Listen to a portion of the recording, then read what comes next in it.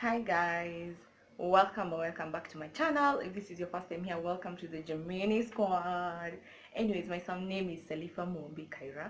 I'm born again. I love Christ so much, and I do medicine. I'm in third year undertaking Bachelor of Medicine and Surgery in a university in Kenya, which is Mount Kenya University. So gosh, I know it's been too long, too long. But February for me was just Feb itself was 365 days. I just think that was the longest month I've ever gone through. I don't think it can get worse. It can't get worse, baby. It just can't. Like God will just make it better from here. My March has to be an amazing month because Feb was so bad. Feb I cried so many times. Feb I had so many lows. So I just want to do a life update on why I've been away. And this whole month during Feb when things were going just downhill, I was also reflecting on what kind of channel I would want to have. Yeah, understand? So we're also gonna talk a little bit about that.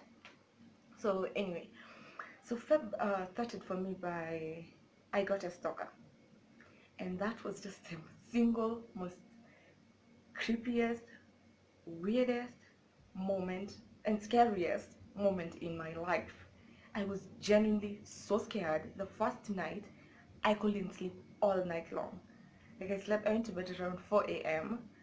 I was just so frightened. I think I called my parents at around 11.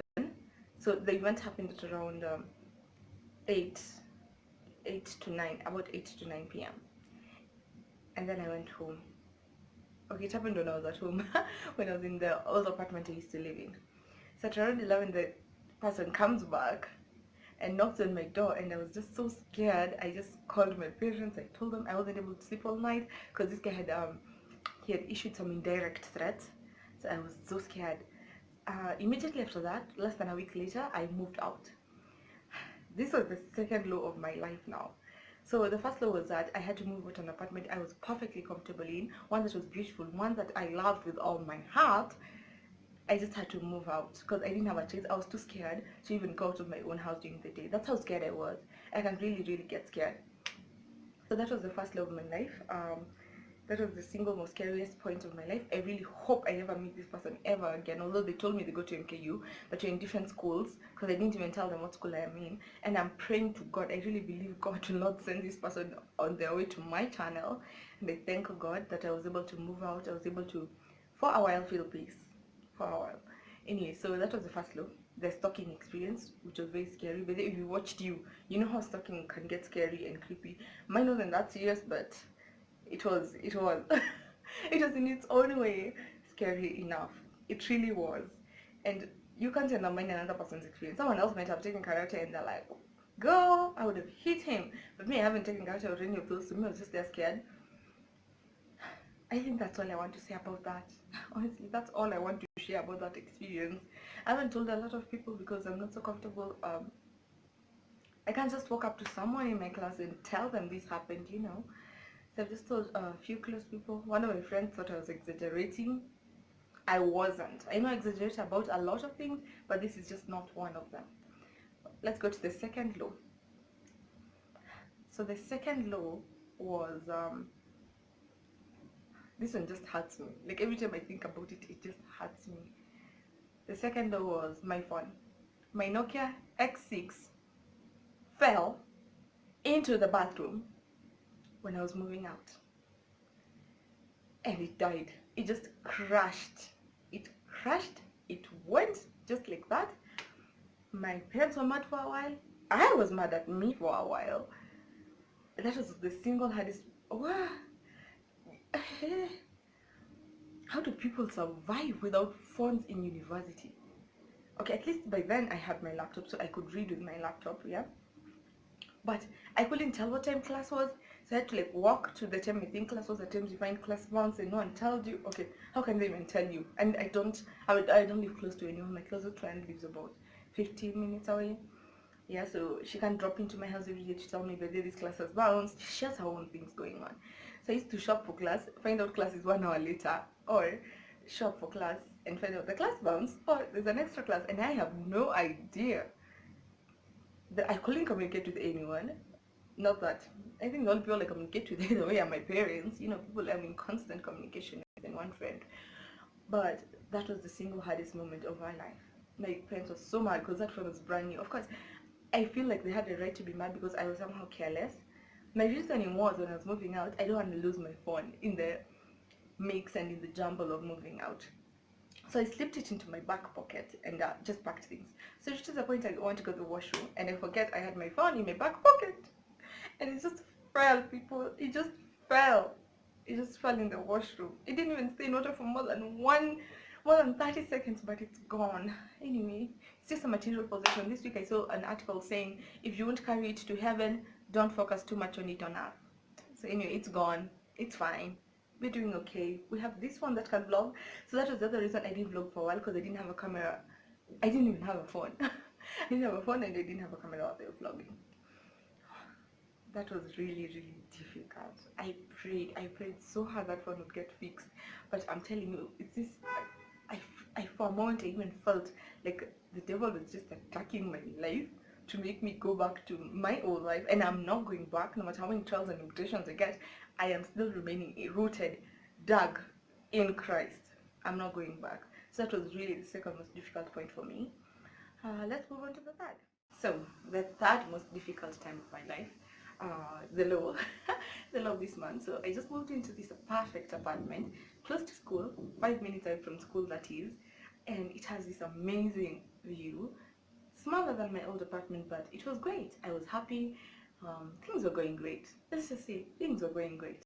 So on Valentine, I went out for dinner with a friend, or with my discussion mates, my group discussion members, Cassiti and Tim.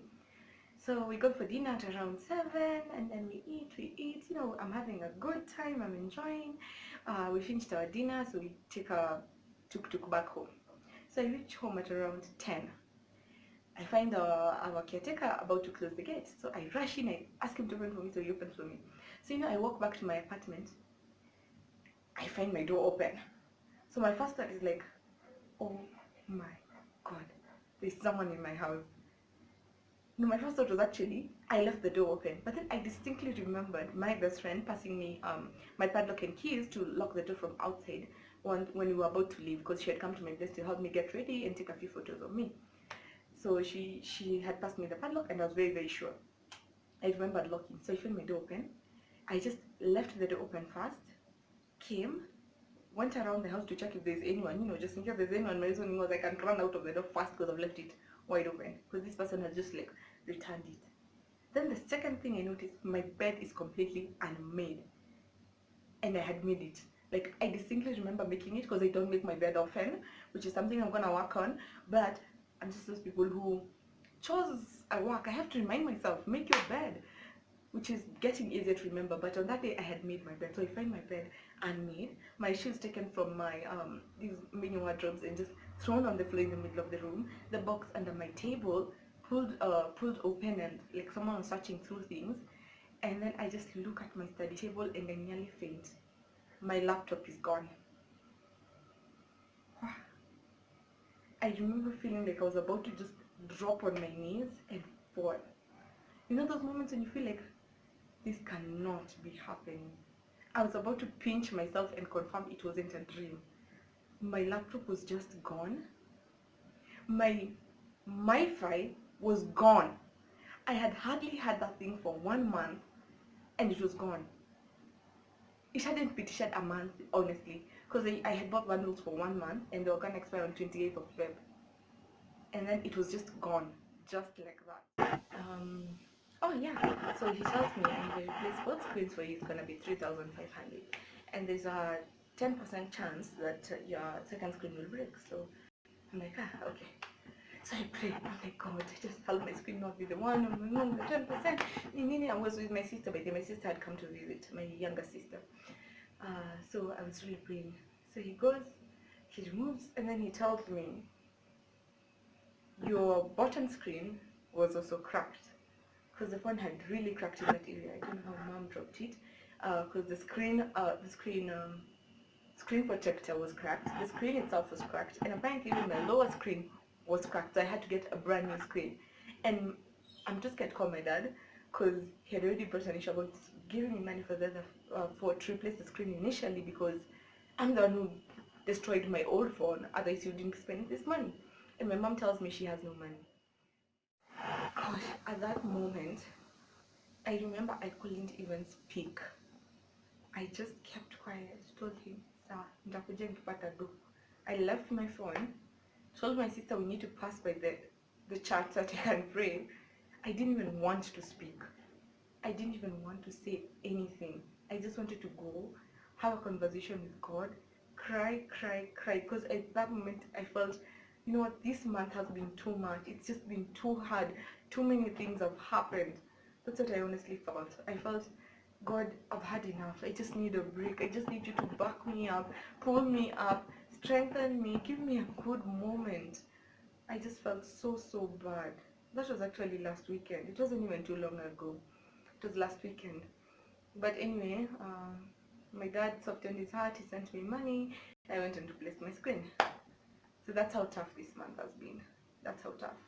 Anyway, on the highs, because you know everything, you can't always have bad moments. There's some good moments I've had this time. For example, dreadlocks exhibit. Hey, I got dreadlocks sometime last year, but I haven't been showing them. I had plaited my hair, so now I have them open because they're growing.